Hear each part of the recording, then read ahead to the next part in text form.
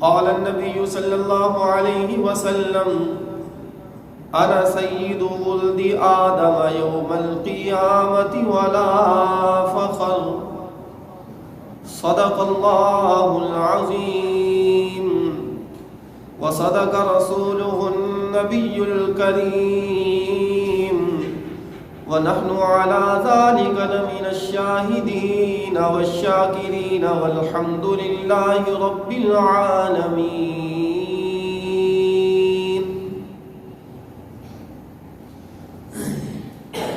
أستغفر الله ربي من كل ذنب وأتوب إليه. أستغفر الله ربي من كل ذنب وأتوب إليه. أستغفر الله ربي من كل ذنب وأتوب إليه. اللهم صل على سيدنا ومولانا محمد وبارك وسلم عليه.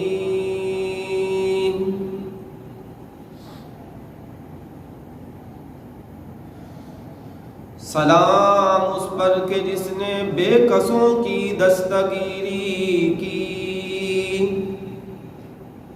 سلام اس پر کہ جس نے بادشاہی میں فقیری کی. سلام اس پر کہ اسرار محبت جس نے سمجھائے.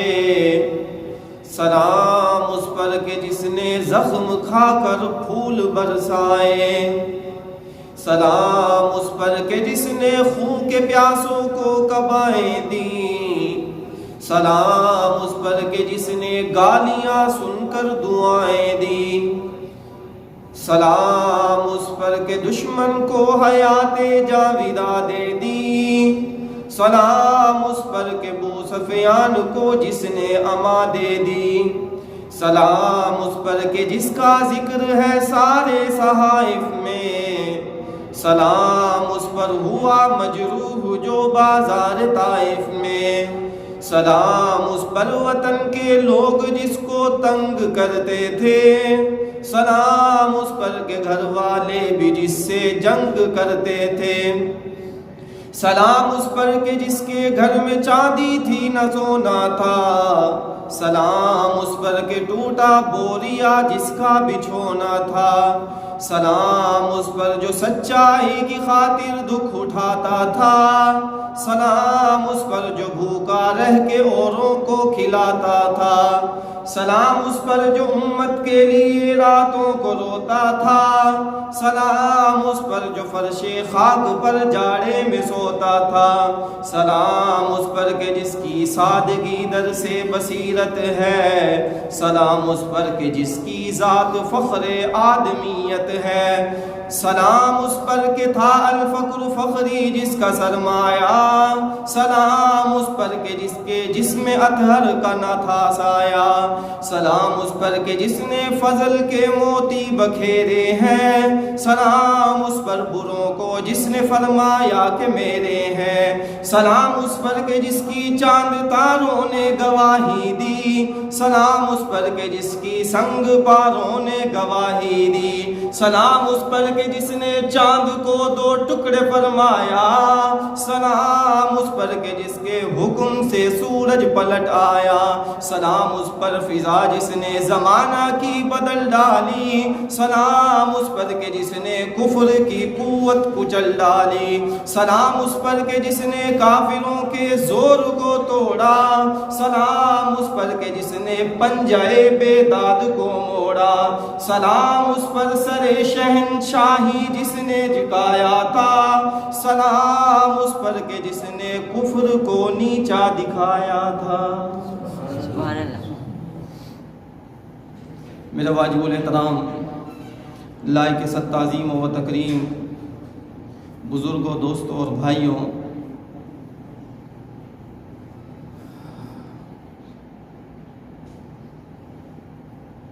12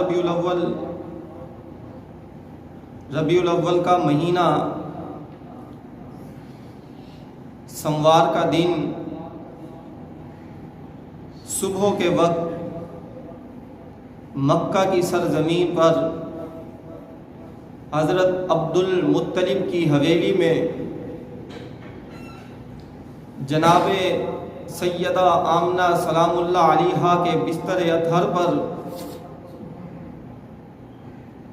حضرت عبداللہ کے فرزند ارجمن سعادت مند حضرت محمد مصطفیٰ صلی اللہ علیہ وسلم کی ولادت ہوئی۔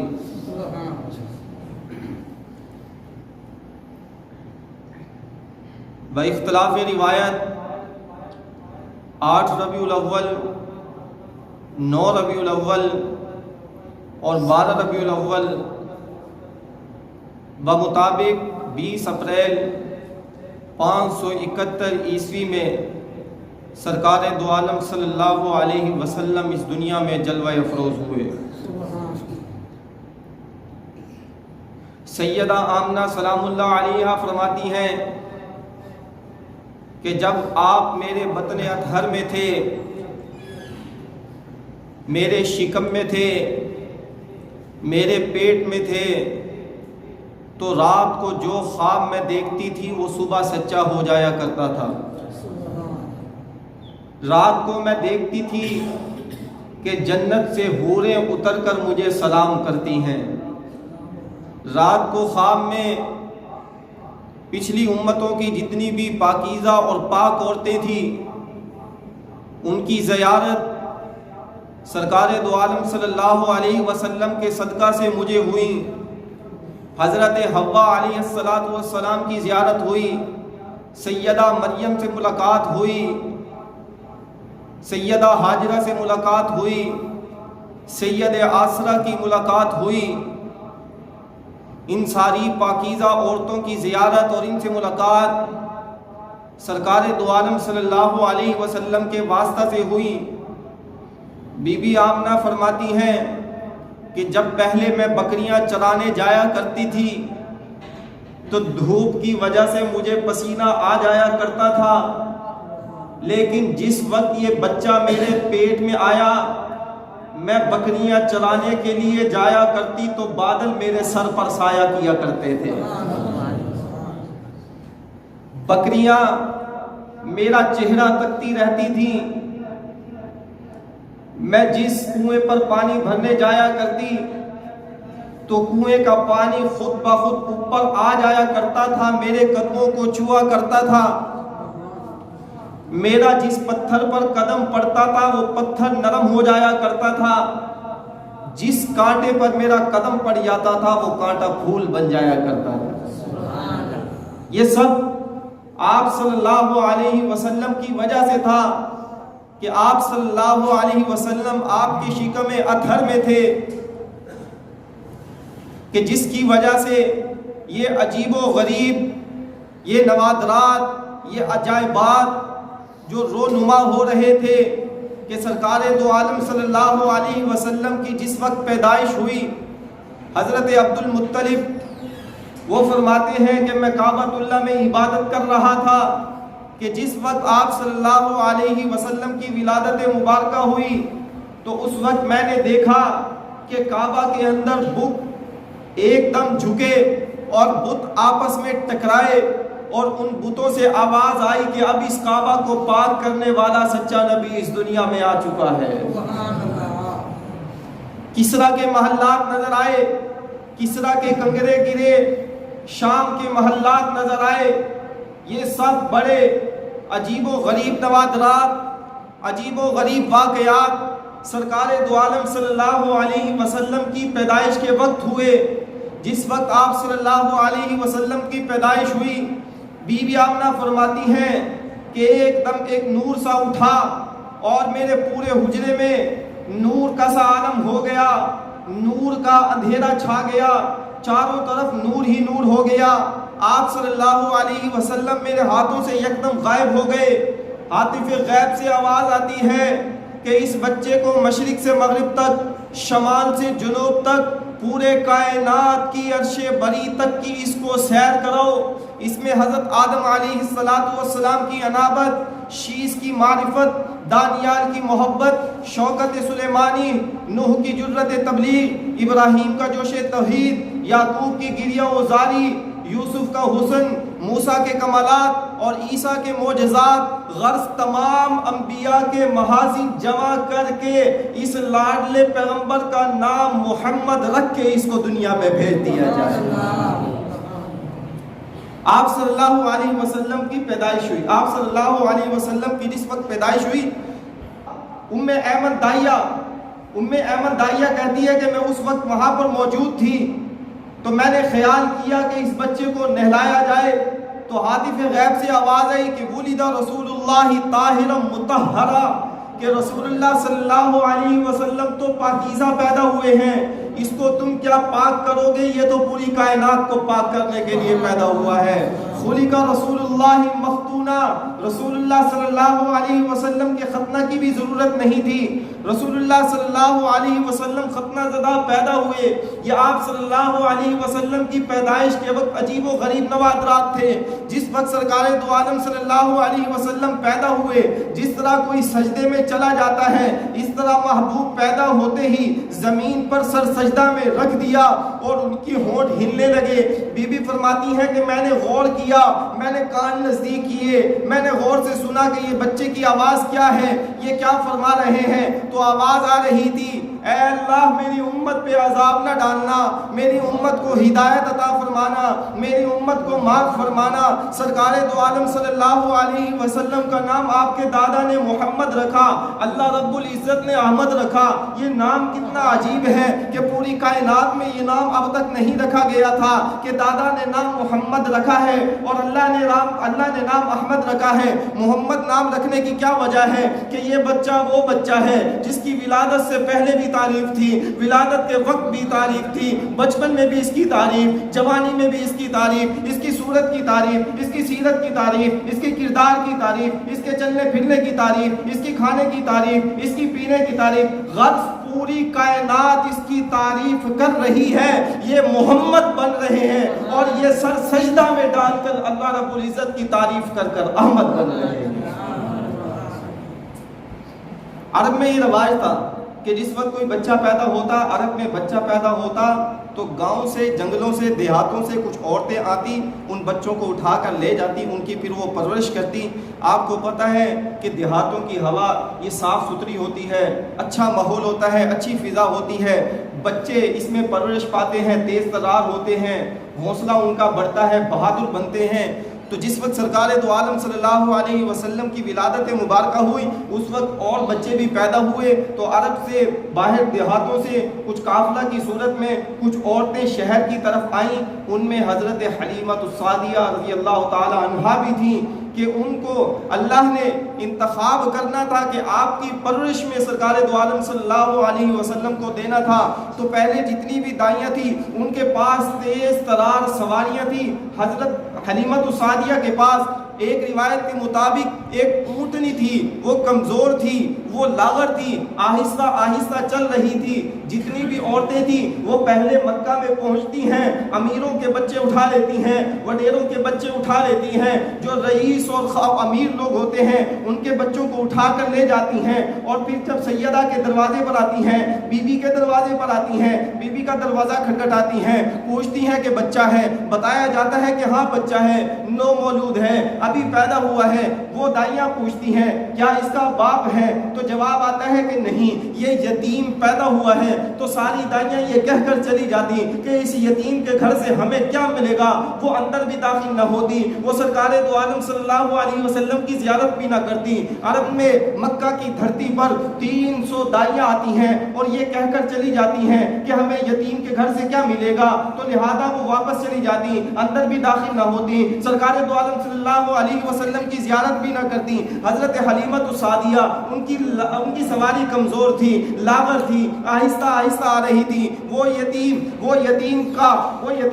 کو پالنا چاہتی تھیں، وہ یتیم ان کے لیے انتخاب ہونا چاہتا تھا. وہ جتنی بھی دائیاں تھیں وہ جب واپس جا رہی تھیں تو حضرت حلیمۃ السعدیہ سے ملاقات ہوتی ہے. تو حضرت حلیمۃ السعدیہ سے کہتی ہیں کہ ایک بچہ ہے تیرے لیے ہم چھوڑ کر آ رہی ہیں، شاید وہ تیرے مقدر میں لکھا ہو، ہے وہ یتیم، شاید اس سے تیرا نصیب جاگ جائے. تو حضرت حلیمۃ السعدیہ رضی اللہ تعالی عنہا وہ آتی ہیں سیدھا مکے میں کسی کے گھر بھی نہیں جاتی، وہ سیدھا آ کر بی بی آمنہ کی چوکھٹ پر آتی ہیں، بی بی آمنہ کے دروازے پر آتی ہیں، بی بی آمنہ کا دروازہ کھٹکھٹاتی ہیں، پوچھتی ہیں کہ بچہ ہے؟ تو جواب آتا ہے کہ ہاں بچہ ہے لیکن یتیم ہے.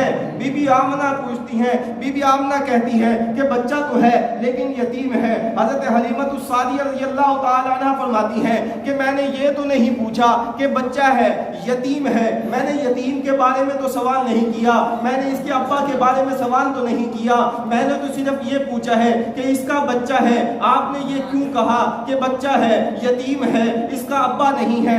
آپ نے یہ جواب کیوں دیا؟ آپ نے اتنا بڑا جواب کیوں دیا؟ مجھے اندر آنے کی اجازت تو دیجئے. اندر آنے کی اجازت دی جاتی ہے. حضرت حلیمۃ السعدیہ رضی اللہ تعالی عنہا اندر آتی ہیں تو دیکھتی ہیں کہ اس بچے پر سفید رنگ کی یہ خوبصورت چادر پڑی ہوئی ہے. حضرت حلیمۃ السعدیہ رضی اللہ تعالی عنہا اندر آتی ہیں، اس بچے کو اٹھاتی ہیں، چادر اوپر سے اٹھاتی ہیں. اس خوبصورت بچے کی چہرے کی چمک، اس کی مسکراہٹ ہوتی ہے، اس کی آنکھیں کھلتی ہیں، میری آنکھوں سے اس کی آنکھیں ملتی ہیں، اس کے چہرے سے ایک چمک اٹھ کر میرے چہرے پر پڑ کر آسمانوں کی طرف چلی جاتی ہیں. حلیمہ کہتی ہے کہ میرا مقدر جاگ گیا. میں حیران ہوئی کہ اتنا حسین بچہ ہے کہ اس بچے کے آتے ہی اتنے عجیب و غریب نوادرات ہو رہے ہیں، اس کے ایسے واقعات ہو رہے ہیں، پتہ نہیں اس کا شباب کیسا ہوگا، اس کی جوانی کیسی ہوگی، اس کا جوبن کیسا ہوگا. کہا بی بی آمنہ کہ یتیم بچہ مجھے دے دے، میں جانوں اور میرا نصیب جانے، میں جانوں اور میرا یہ بچہ یتیم جانے، میرا مقدر میرے ساتھ ہے، اس کی پرورش میں کروں گی، اس کی تربیت میں کروں گی. وہ بچہ کو لے کر آتی ہیں، بچے کو لے کر آتی ہیں. باہر حضرت حلیمۃ السعدیہ کا خامن کھڑا ہے، اونٹنی پر سوار ہے، اونٹنی کمزور اور لاغر ہے. آپ کو پتہ ہے کہ بہت آہستہ آہستہ وہ چل رہی تھی. حضرت حلیمۃ السعدیہ بچے کو لے کر اپنے شوہر کے پیچھے بیٹھ جاتی ہیں. اونٹنی پر آگے مہار کو پکڑ کر اس کا شوہر بیٹھتا ہے. اونٹنی کو چلاتے ہیں، اونٹنی کو اٹھاتے ہیں، اونٹنی اٹھتی نہیں ہے، اونٹنی چلتی نہیں ہے. اس اونٹنی کو چابک مارتے ہیں، اونٹنی چلتی نہیں ہے. حضرت حلیمۃ السعدیہ بچے کو لے کر پھر نیچے اتر جاتی ہیں، پھر اونٹنی کھڑی ہو جاتی ہے، پھر پیچھے بیٹھتی ہیں، پھر اونٹنی بیٹھ جاتی ہے. چلاتے ہیں تو چلتی نہیں، مارتے ہیں تو آگے چلتی نہیں ہے. تو اس کا شوہر کہتا ہے بچہ کی عظمت کا تقاضا یہ لگتا ہے کہ اس کو پیچھے نہ بٹھایا جائے، اس بچہ کو مجھے دے دیا جائے. تو لہٰذا حضرت حلیمۃ السعدیہ اس بچہ کو اپنے شوہر کے ہاتھ میں دے دیتی ہیں. جب شوہر کے ہاتھ میں دیتی ہیں، وہ سواری کی مہار جب یتیم کے ہاتھ میں آتی ہے، وہ سواری جو پہلے آہستہ آہستہ چل رہی تھی، اب وہ سب دائیوں کو کراس کر کر آگے نکل گئی. پوچھنے والوں نے پوچھا پہلے تو یتیم تیرے پاس، پہلے حضرت حلیمۃ السعدیہ تیرے پاس سواری تو کمزور سی تھی، دبلی سی تھی، لاغر تھی، بڑی آہستہ آہستہ چل رہی تھی، اب کیا تو نے سواری بدل لی ہے؟ حضرت حلیمۃ السعدیہ نے فرمایا کہ میں نے سواری نہیں بدلی، سوار بدل چکا ہے. سواری نہیں بدلی، اب سوار بدل چکا ہے. پہلے اس اونٹنی کی مہار میرے خامن کے ہاتھ میں تھی، اب اس اونٹنی کی مہار اس ننھے محمد کے ہاتھ میں آ چکی. تو یہ عظمت تھی، یہ تقاضے تھے کہ آپ صلی اللہ علیہ وسلم کی پیدائش کے وقت، آپ صلی اللہ علیہ وسلم کی ولادت کے وقت یہ عجیب و غریب نوادرات رونما ہو رہے ہیں. یہ عظیم منظر، یہ عجیب منظر رونما ہو رہے ہیں کہ آپ کے حسن کا یہ عالم، آپ کی خوبصورتی کا یہ عالم. جس وقت آپ صلی اللہ علیہ وسلم پیدا ہوتے ہیں، دائیاں آ کر حضرت بی بی آمنہ کو خوشخبری دیتی ہے، مبارکباد دیتی ہے کہ اتنا خوبصورت بچہ ہے، اتنا حسین بچہ ہے. تو بی بی رونے لگتی ہیں، آنکھوں میں پانی آ جاتا ہے. تو پوچھنے والی پوچھتی ہے تو روتی کیوں ہے؟ اتنا حسین بچہ ہے، اتنا نازنین بچہ ہے، تیری آنکھوں میں پانی ہے، تجھے تو خوش ہونا چاہیے، تجھے تو خوشیاں منانی چاہیے، لیکن تو رو رہی ہے. بی بی آمنہ کہتی ہے کہ میں رو اس لیے رہی ہوں، آج اس کا ابا ہوتا، آج اس کو اپنی گود میں اٹھاتا، آج اس کا ابا ہوتا، آج اس کو اپنے کندھوں میں اٹھا کر اپنے دوستوں کے پاس لے کر جاتا، آج اس کا ابا ہوتا تو اس کو کھلونے لے کر دیتا، آج اس کا ابا ہوتا تو اس کی پرورش کرتا، اس حسین کو دیکھ دیکھ تھا, میں اس لیے رو رہی ہوں. ہاتف غیب سے آواز آتی ہے, بی بی آمنہ تجھے رونے کی ضرورت نہیں ہے, اس بچے کو اس لیے تو یتیم پیدا کیا ہے, اس بچے کو اس لیے یتیم پیدا کیا ہے, اس بچے کو اگر کھلونے کی ضرورت پڑے گی تو ہاتھ کی انگلی سے چاند کو رقص کروا دوں گا, اس یتیم بچے کو سواری کی ضرورت پڑے گی تو جنت سے براق اتروا دوں گا, اس یتیم کو اگر کپڑوں کی ضرورت پڑے گی تو جنت سے لباس لے آئیں گے, اس بچے کو اگر سیر کی ضرورت پڑے گی تو دنیا والے زمین پر سیر کرتے ہیں, اس کو عرش بری پر بلا کر سیر کرتے ہیں. الم یجد کا یتیم فآوا, آنے سے پہلے ابا جدا, 6 سال کی عمر میں اماں جدا, 8 سال کی عمر میں دادا جدا, ایک ایک سایہ سر سے اٹھا لیا, ایک ایک سایہ سر سے اٹھا لیا, اس لیے اٹھا لیا کہ حضرت جب بڑے ہو کر جیسے بچہ کسی کو پکارتا ہے, امی کو پکارتا ہے, ابا کو پکارتا ہے, ضرورت کے وقت پکارتا ہے کہ مجھے یہ کھلونا چاہیے, مجھے یہ چیز چاہیے, اس لیے یہ سائے ایک ایک کر کے سر سے اٹھا لیے کہ بچہ جب بچپن میں بھی مانگے, بڑے ہو کر بھی مانگے تو اللہ رب العزت کی ذات سے مانگے, زبان پر اللہ کا نام آئے, اس کے ربا کا نام آئے. امام زرقانی رحمۃ اللہ علیہ اپنی کتاب میں لکھتے ہیں کہ سرکار دو عالم صلی اللہ علیہ وسلم ایک حسن کا ایک واقعہ ہے. آپ صلی اللہ علیہ وسلم صحابہ کرام کو نماز فجر پڑھا کر باہر تشریف لے آئے. آپ صلی اللہ علیہ وسلم سیر کرنے کی غرض سے اوالی مدینہ سے کچھ باہر تشریف لے گئے تو وہاں پر دیکھا کہ ایک قافلہ والوں نے قیام کیا ہوا ہے, ان کے اونٹ وہاں پر چل رہے تھے. سرکار دو عالم صلی اللہ علیہ وسلم کی نظر ان اونٹوں پر پڑی تو ایک سرخ رنگ کا اونٹ آپ صلی اللہ علیہ وسلم کو پسند آ گیا. آپ صلی اللہ علیہ وسلم کو وہ اونٹ جب پسند آیا تو آپ صلی اللہ علیہ وسلم نے قافلہ والوں سے پوچھا, او قافلہ والوں کیا یہ اونٹ بیچتے ہو؟ ان قافلے والوں نے وہ اونٹ بیچنا تھا یا نہیں بیچنا تھا کہا کہ ہاں یہ اونٹ بیچتے ہیں. سودا طے ہو گیا. آپ صلی اللہ علیہ وسلم نے اونٹنی کی مہار پکڑی اور فرمایا کہ میں سودا کرنے کی غرض سے نہیں آیا تھا, میں اونٹ خریدنے کی غرض سے تو نہیں آیا تھا, میں تو ویسے ہی سیر و تفریح کے لیے آیا ہوا تھا, تو لہٰذا مجھے یہ اونٹ پسند آ گیا, میں مدینہ میں جا کر اس کی قیمت تمہیں ادا کر دوں گا. تو انہوں نے کہا ٹھیک ہے کہ آپ مدینہ میں جا کر اس کی اونٹ کی قیمت ادا کر دینا.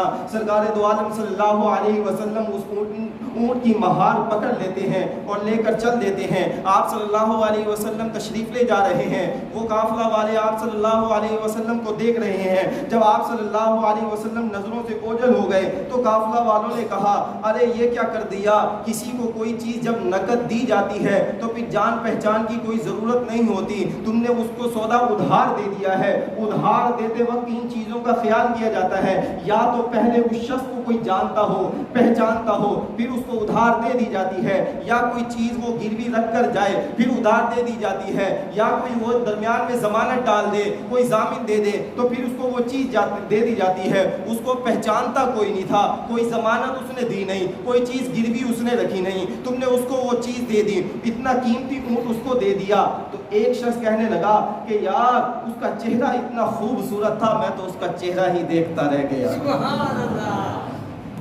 دوسرے نے کہا کہ اذا تکلم رؤیک النور یخرج من بین الثنایا, یار جب وہ باتیں کرتے تھے تو اس کی منہ سے اس کے دانتوں کے درمیان میں سے نور کی کرنیں جھن جھن کے نکلتی تھی, میں اسی منظر کو دیکھتا رہ گیا.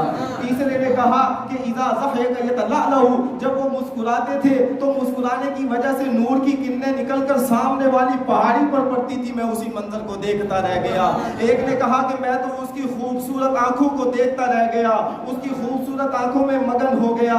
تو ایک شخص نے کہا, ایک اس کو سیانے کو کہا کہ تو ہم میں بڑا سیانہ بنتا ہے, تو نے بھی ہمیں یاد نہیں دلایا, تو نے بھی ہمیں یاد نہیں دلایا. اس نے کہا کہ میں تو اس کی پیچدار زلفوں کو دیکھتا رہ گیا, مجھے بھی ہوش نہ رہا کہ میں اس کا عطا پتہ تو پوچھ لوں, میں کوئی ضمانت تو لے لوں, میں کوئی گروی چیز تو رکھ لوں. جب یہ باتیں ہو رہی تھی تو ایک شخص نے کہا کہ ایک شخص آیا اور تمہارا قیمتی اونٹ ہتھیا کر لے گیا, تم اس کے حسن میں کھوئے رہ گئے, تمہارا قیمتی اونٹ اونٹ ہتھیا کر لے گیا.